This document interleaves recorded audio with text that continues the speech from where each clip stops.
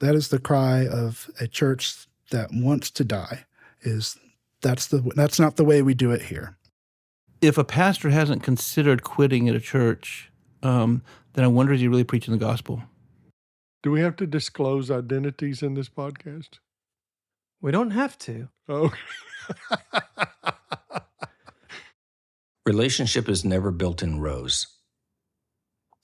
So in the auditorium, it's set not to build relationship. Right. Relationship is built around the table. Yeah.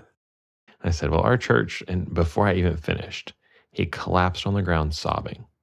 And I said, what's going on? And he said, I have a gun over there. And I was about to kill myself.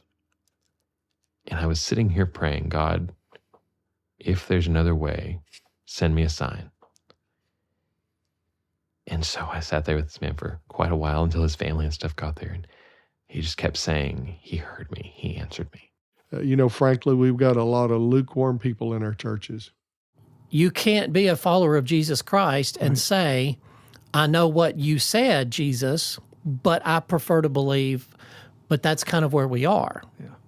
I mean, I beg God to take the desire to pastor away. One of my favorite Hendricks quotes, Howard Hendricks, is, not Jimmy, you can impress somebody at a distance, but you can only impact them up close. God can handle the big questions.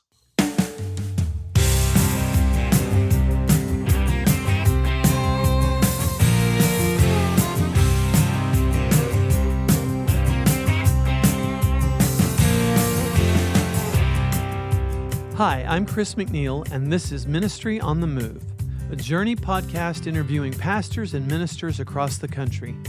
As the father of the McNeils, I get to travel all across this land singing the gospel, and one day it dawned on me that I was already having great conversations with pastors. And then came the conviction that maybe I should hit the record button and share these inspiring, insightful, and hopeful conversations with you.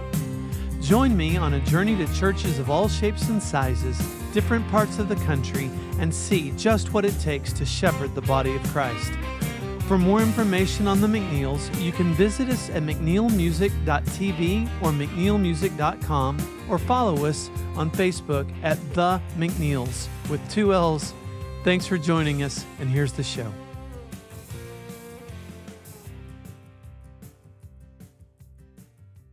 Hey y'all, this is Chris. Let's see. At the beginning of this episode, as I'm sitting here recording, we are getting ready to leave the house for about 2.5 weeks. And we've got a big old trip coming up, and so I'm going to kind of keep this short, but I did want to make sure that I got these things out here so that they drop while we're away. We are going through Missouri and then singing at Dollywood. We've got 8 shows at Dollywood, and then we go to a new state. We've never been to Maryland, and so we're going to Maryland, and then we're going to Kentucky, Independence, Kentucky, and then back down to Tennessee before coming home. And so I think we've got 8 different stops in these next 2.5 weeks. And funny, the first stop that we're going to is to Missouri, El Dorado Springs, and that's who I'm interviewing tonight. It's Chad Daniel, who is the pastor of El Dorado Springs. And but we were there back in, I think, July, and this is that interview. So it's going to be in 2 parts, and Chad has become one of my best friends, and so it was a great interview, a good time with him. If you would be so kind as to like, subscribe, share, comment on iTunes, on the podcast app, and give us a thumbs up or a like, or just let us know that you're listening. You can reach me at chris@mcneilmusic.com. Would love to hear from you. And so I think with that, and then one other thing, we are right on the eve of our 8th album dropping. And so it's in the can, it's done, it's been sent off to distribution to get the I think 500 copies or whatever, 1,000 copies. And those of you that are on the All Access page for McNeil Music should be already able to hear it. We're so excited. There's 14 songs. 11 of them were written by us. It was produced by Ben Isaacs, and it's got some of the greatest Nashville session musicians you've ever heard. And just really thrilled with this album. And we're looking forward to playing the whole album. I think we're going to try and play the whole album live October the 20th, 2024 at First Baptist Church in Garland, Texas. But we're already starting to play some of the songs and get ready for it. So if you see us, I hope that you'll let us know that you're listening. And here's this show. This is Chris McNeil, Ministry on the Move. Who knows what episode this is? I'm behind in editing. It's probably 21 or 25. I don't know. I have no idea. But today, my guest is not only a longtime, well, he's a longtime friend. And so this is one of those rabbit holes that we're probably going to go down. This is Chad Daniel. He is the pastor of Community Church in El Dorado Springs, Missouri.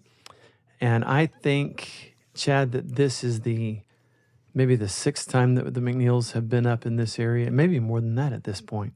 Do you remember? Like times you've been in the area or times you've... How many times have we been at your church? I think 7. Okay. I think 7. Yeah, it certainly started pre-COVID and even went through COVID. And If it's not 7, it's about to be. yeah, that's right, because we actually weren't here at your church. We did the El Dorado Springs Community Picnic. Yeah, It was a small event of about 1,000 people. Didn't come to see us, did you? Yeah. We did stay with you, though. True story. So, Chad, I want you to tell me why you got in the ministry. What was the call for you like? I know your dad is a pastor, but that's not maybe the reason why you got in the ministry. Tell me a little bit about why you're a pastor. Actually, my dad being a pastor is probably why I wasn't going to be. Mm-hmm. I mean, you grow up in that, and I don't know, I guess you think you see all the things that you don't want, either for your own life or for your family. So I'm kind of a latecomer, I guess, in life to the ministry. You're 53, 2? About to be 2, yeah. Yeah. And, So I'm just 51. That's yeah. So you got yours in front of you, but when did you become a pastor? When did you start preaching? full time. Like this is what I'm doing 8 years ago. Yeah, So late to the party. late to the party. You're called in the 10th hour. I had my 40 years in the wilderness first, right? Yes. And what changed it? I couldn't run anymore. I really think that's what it boiled down to. I mean, it's not from lack of trying, right? Yeah, you said you gave Moses a run for his money. I made Moses look good. He Yeah. only told God no 5 times. Yeah. You know, I had a friend. I think I can still call him a friend, even though I hold him kind of responsible for all this. Years ago, he was my pastor at the time, and it wasn't pre-Christ, but it was definitely pre-fruit, if that makes sense. Like you've heard, if there's enough evidence in your life to convict you as a Christian, Right. there wouldn't have been at that time. And I was in his office for some reason. I don't even remember the details now. And he said, have you considered ministry? He said, I think you'll make a good pastor. And that was hilarious. That was hilarious to me. And it turns out, I don't know how many years later, many years, when I was finishing my degree, he was one of my professors. And so I kind of blamed it on him. When I got to class, I said, "This is all your fault." He called it, way back when. Sure. A lot of secular work, right? Building houses, fixing cars, all kinds of things that never satisfied. And I was the guy that had the 10-year plan, right? We're going to have to, in 10 years, this is what our lives are going to look like. This is what we're going to, yeah, I don't even have a 10-minute plan now. I mean, my life is more unscripted than it probably ever has been, but I'm the most content. Yeah, I was going to say you wear it well. And it's a strange thing for me. But really, a few years ago, this has been about 12 years ago, I guess, God really got a hold of me. Like I started reading His Word, and for the first time, it was alive to me, right? Before that, it just seemed it was a book. Yeah, this is where we get information about God, but it didn't register. Could answer the trivia questions, right? And I was reading one day, and I was really seeking the Lord. Okay, what do you have for me? What do you want me to do? And I ended up in men's ministry from that little conversation with God, and that was pushing my boundaries enough. I was good with that. All right, we'll stop here. Are you happy now, God? Yeah. I'm doing the bare minimum, not quite checking the boxes. Right. But maybe this will be enough to satisfy him, and he'll quit pushing. But he didn't. And so Supply preached, a few places. I didn't know that. Yeah, several places, actually. Filling in here and there. And that was easy. I mean, we had this conversation yesterday, today, sometime. At some point. It was a day ending in Y. We had this Right. conversation. You said your job's easy because you can go in, drop the truth, Oh, yeah. I've got the set easy the part. microphone down and leave, Yeah. right? Yeah. Well, that's kind of how supply preaching is, Right. right? Sure. I can do my life thing through the week. I don't have any skin in the game. I can just go in and here we are. So then community here where I am now, they were without a pastor, and someone I knew came and asked if I would supply. Sure. So I supplied. They asked if I would be willing to consider the call for pastor, and I said, no way. No, I'll supply for you. In fact, I'll supply for you as long as you're looking for someone. Yeah, that was 8 years ago. I wish I had a nickel for every time that story. I've been told that story.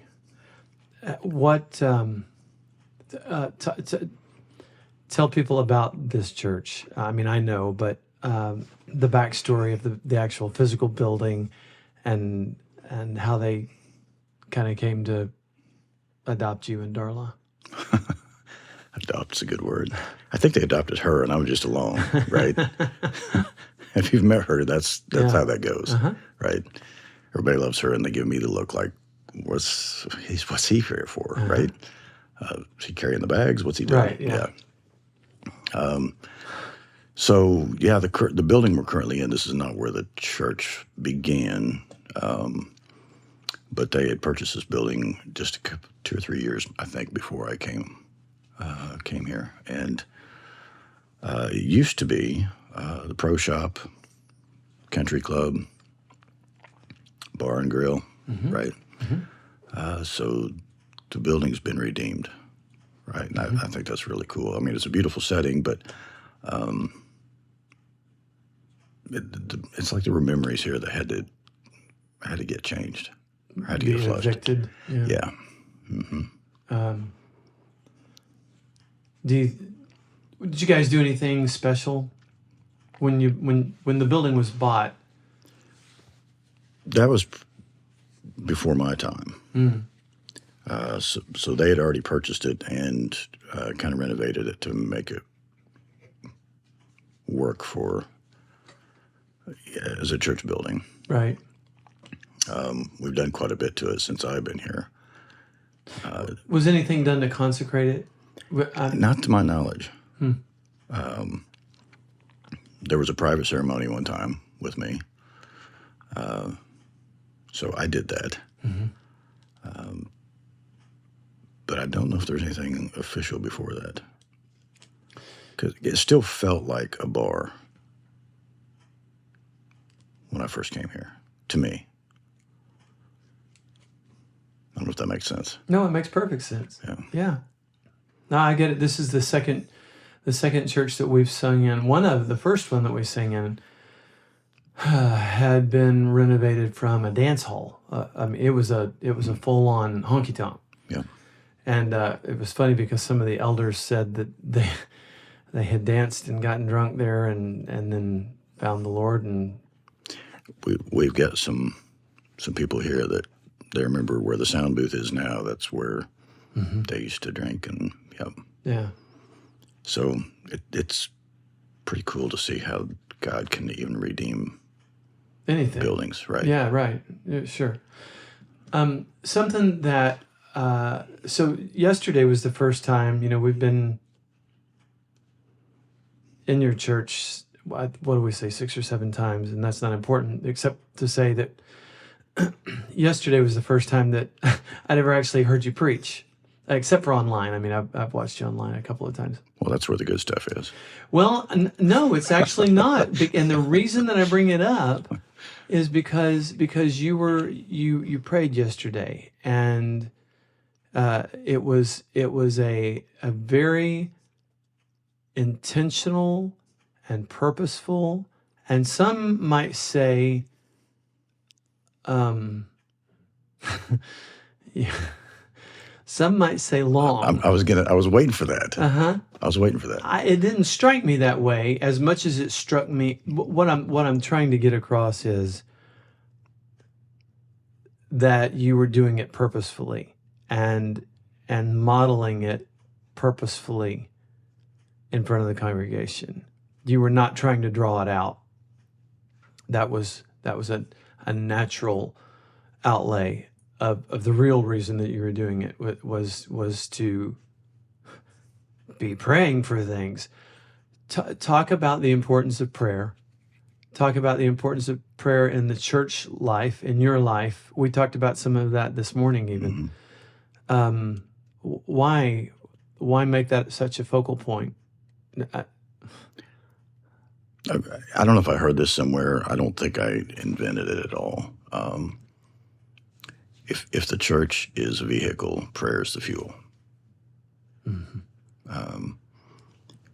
Jesus said it should be a house of prayer, and that conversation with God, however you want to label that, is deeply important. My son runs sound most weeks, and so he keeps track, right, with the live stream, and Right. so it was a week or two ago, right? He was like, "Dad, really, your intro and prayer were 14 minutes long." Right. Right? Yep. It doesn't seem like that long. And to me, right, 14 minutes out of an hour and a half, 2 hours of time together to worship the Lord it's not that much. And we have other prayers. I mean, Sure, and other people even. Yeah, usually, we've got 4 or 5 times that we pray together. But corporate prayer is important. And then that's not something you can really explain, I think, until you've felt the power that comes in that comes with that. That's it is hard to define. The difference between corporate prayer and, say, individual prayer. I mean, you can pray with someone, you can pray for someone, you can pray over someone.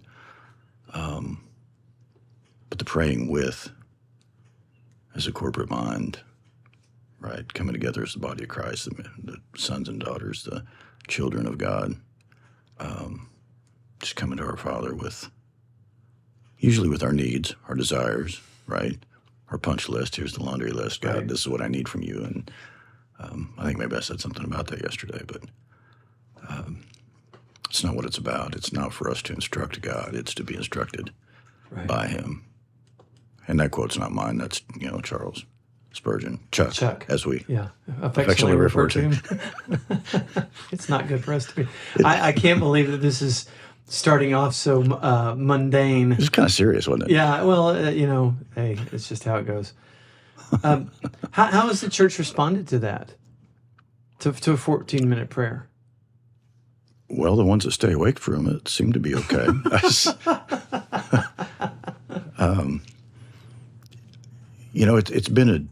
It's been a journey to get to where we are. Mm-hmm. I mean, people have preferences and they have expectations, and some people. We've talked about this. I'm not sure there's actually many things that we haven't talked about at this point. You and I have talked about a lot of it, so don't worry about me. But some people, 15 minutes is too short, 20 minutes is too long, Mm-hmm. right? It's got to be 18 minutes message, right? Not prayer. I've got to get home and check the crock pot kind of stuff. Yeah. Some people, you can read all these statistics about people's attention span, and I don't pay any attention to that. Why? I don't see the need. I really don't see that.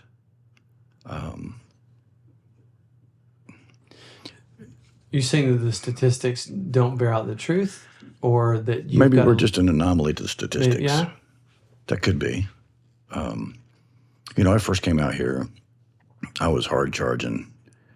Man, I just remember this distinctly. On a Wednesday night, we were going to go through this discipleship program. Mm-hmm. Right? We're going to learn how to be disciples, and we're going to get. What I didn't realize is really how deeply the wounds went here. in the congregation. It was a wounded church. And so I can't remember, it was maybe the second, maybe third or fourth week. I don't think we went that long. It was second or third week. I just stopped in the middle of Wednesday night. We're not doing this. This is, if it's a 12-week study or whatever, I can easily cram a 12-week study into 43 weeks. So it's laughable to think, right, we would have completed that in 12 to start with, but I was just stopped in my tracks. I just felt the Lord impressed that this is not what we need here.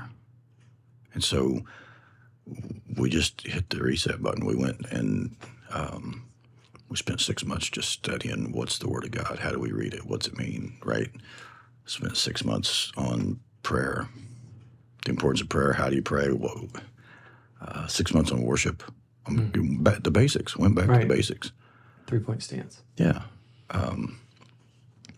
And I think that has been the most critical thing for us to heal. Because it really doesn't matter whether you've been a Christian for 8 minutes or for 80 years. We still need the basics. We certainly need to be reminded of them, don't we? Yeah. I think there's somewhere in our minds that, well, I've been a Christian X many years, and so I should know this. So I'm not going to ask. Right? I'm just going to fake it till I make it. I'm going to continue to just plow on like I do know it. And maybe there's some intentionality there that doesn't exist. Maybe they really don't realize they don't know it. If that makes sense. I think most of us wander through life thinking that we're in the middle of the pack. And as long as we've got people in front of us, behind us, to the right and to the left, we're okay. We're good, yeah. We'll just follow the herd. Sometimes the herd's going out the door. Yeah, when the herd is going over a cliff. Because we experienced that too. I mean, I hadn't been here long, and we dwindled down to 26 people, excuse me. And I'd been saying this crazy prayer that others were like, you shouldn't be praying that. Maybe they're right. I was praying, Lord, take the people from this fellowship and put them where you want them and bring the ones in that you want here. Now, I'll qualify that. I did not have a list of people that I was saying, Lord, take these people out, right? I wanted the people here that needed to be here. And at that point, we got down to 26 people. I remember looking out at the throng of people and starting to think, one of two things: I either need to stop praying that, because he hadn't brought any in. He was just taking them out. Right. Or maybe he brought me here to close this down. Mm-hmm. And I didn't really want to be the closer. Right. Pastor friend of mine says there's no First Baptist Church in Jerusalem. Yeah. Because some churches are meant to be closed down.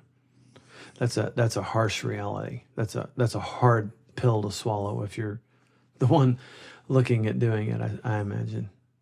It is. And I mean, I didn't have this agreement with God, like, okay, here's the ultimatum, or right, you scratch my back and I'll do this for you, Lord. And that's not how that works at all.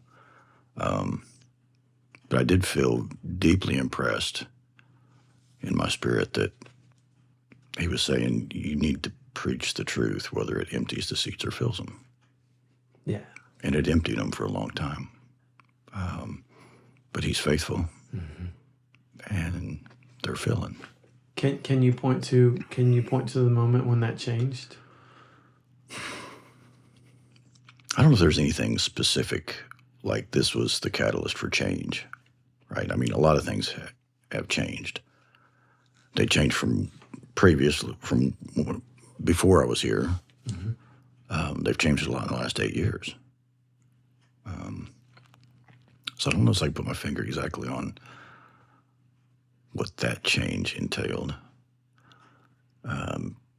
There was a spiritual maturity is the only way I can explain that.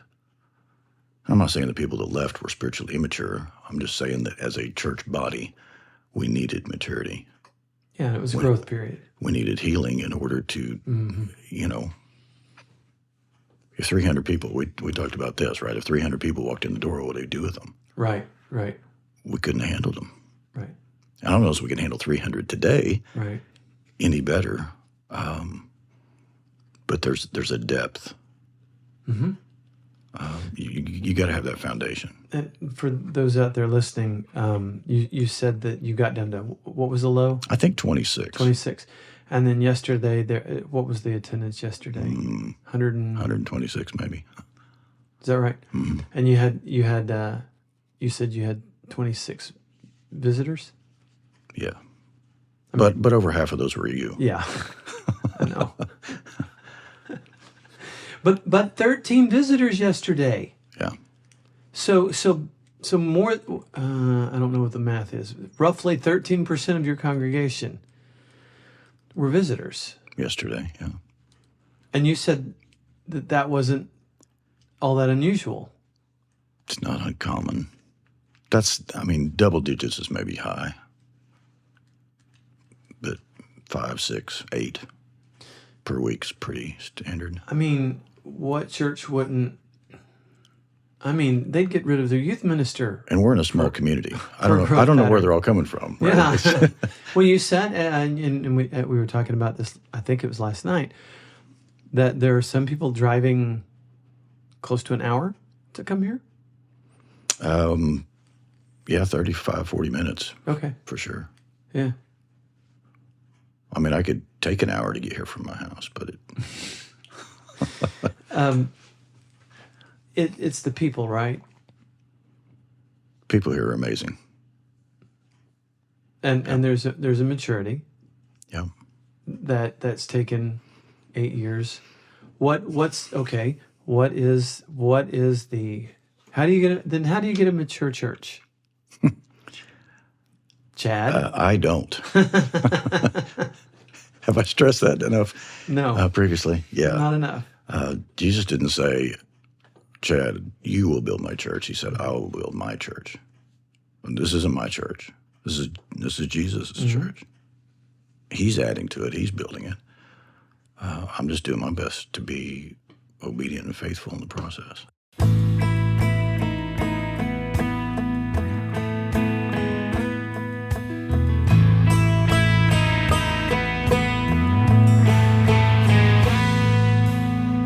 Hey, thanks so much for joining us for this episode of Ministry on the Move. I've been your host, Chris McNeil.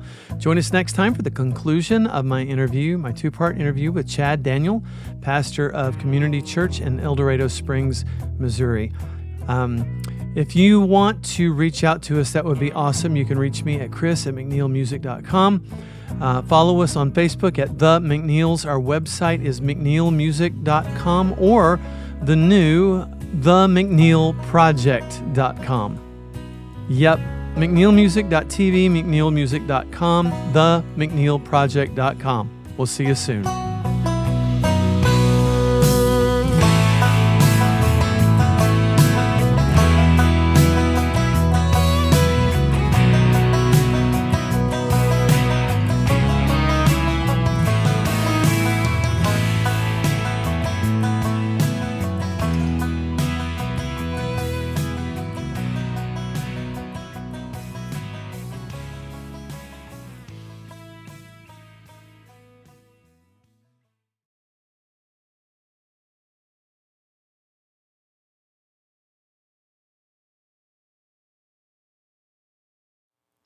Let's think about tacos.